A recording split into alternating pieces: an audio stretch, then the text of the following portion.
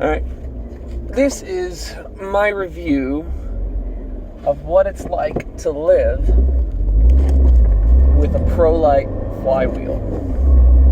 Now, I drive a 2015 Subaru Crosstrek with a 5-speed manual. The stock engine comes with 143 horsepower, and I've done just under 100 grand on mileage. Now, I've made a few modifications to this car, chief of which being flywheel. Now, the OEM standard stock flywheel is 26 pounds. It's gigantic, and that's why whenever you start off the line, you'd feel that lurch, and then it would almost die. The engine would almost die off the line. Now, I'm suspecting the reason they did this was for longevity of the clutch. When you have that larger moment of inertia, it's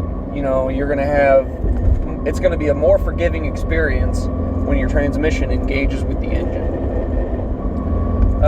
And all, credit where credit is due, it's a really nice clutch in this car. Subaru really knows how to make a clutch user-friendly. Anyone can drive a stock Subaru Crosstrek. Now, the downside of that is the car almost dies off the line constantly. I don't know if you heard my clutch slip a little bit there, but there it is. The car would literally just die anytime I would depress the clutch pedal. And I live in Memphis, so people are insane, so I have to be able to move quickly to get in and out of traffic, or I could very well die. So I put in a 10.3 pound flywheel, and I gotta tell you, this is how the car was meant to be driven. This car was designed to drive this way. It is peppy, it's light, it's responsive. Downshifting went from being, oh my god, am I going to break my transmission, to now I'm just in this gear. And it's smooth, it's creamy, you get a nice sound. It literally it makes it twice the car. Another thing that I've modified on here is I put on a Borla exhaust. And it's the greatest investment ever, because literally every time I put my foot down, I start to smile. Just because it's kind of loud and kind of dumb. There's no real need for it, but it's so fun to have.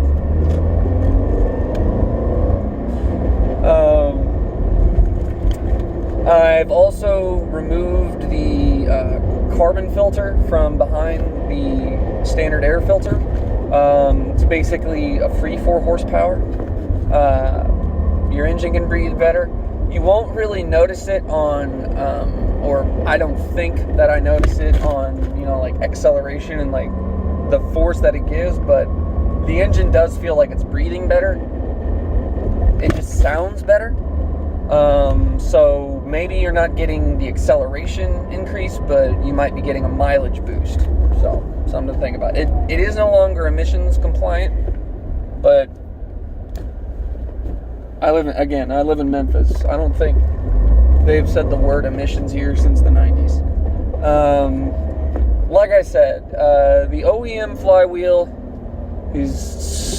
will make your clutch last longer, but it just ruins the drive. So the question I guess you have to ask is, how much is a clutch worth? Because it's really only like a couple $100 in parts. And if I don't know how much labor would be, probably quite a bit, but still, would you want to just sink a little money into it and then just have a nicer car? I don't get it. But anyway, I'm so falling down here. I gotta sit up because